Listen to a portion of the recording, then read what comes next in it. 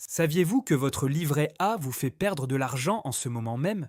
Pas à cause d'une arnaque, pas à cause d'une crise bancaire, simplement parce que l'inflation progresse plus vite que votre taux d'intérêt.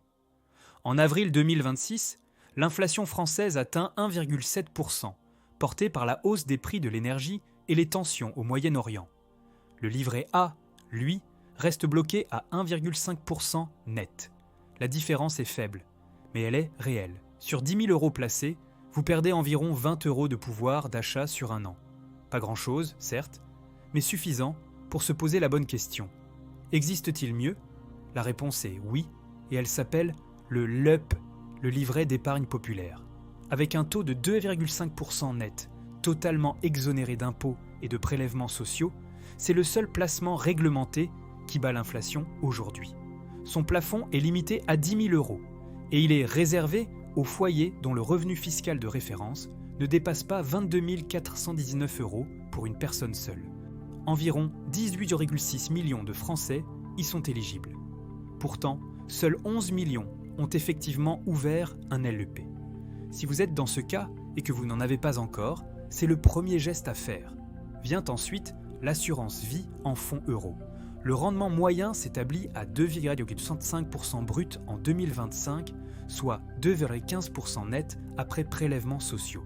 C'est déjà supérieur au livret A, et les meilleurs contrats font bien mieux. Ampli Mutuel affiche 3,75% brut, MAC-SF 3,15%, Corum avait atteint 4,10% en 2024. L'assurance vie présente aussi un avantage fiscal important après 8 ans de détention, avec un abattement sur les gains et une transmission hors succession. C'est un outil de long terme, pas juste un livret amélioré.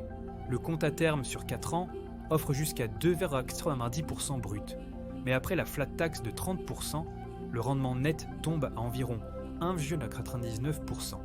Intéressant pour de l'épargne que vous pouvez bloquer plusieurs années, mais moins avantageux que le LEP ou les bons contrats d'assurance vie.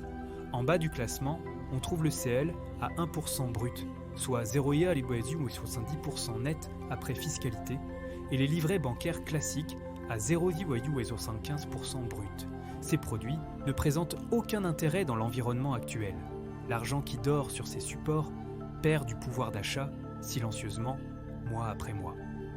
Et le livret A dans tout ça, son taux sera révisé le 1er août 2026. Si l'inflation se maintient autour de 1,7 à 2%, la formule de la Banque de France pourrait conduire à une légère remontée, entre 1,6% et 1,8%. Mais même dans ce scénario, il resterait inférieur au LEP et aux meilleurs fonds euros. La stratégie optimale pour un épargnant prudent en ce moment suit un ordre logique. D'abord, remplir le LEP, si vous y avez droit, jusqu'au plafond de 10 000 euros. Ensuite, conserver 2 à 3 mois de revenus sur le livret A comme réserve de précaution. Puis, orienter le surplus vers un bon contrat d'assurance vie en fonds euros, idéalement au-dessus de 3%.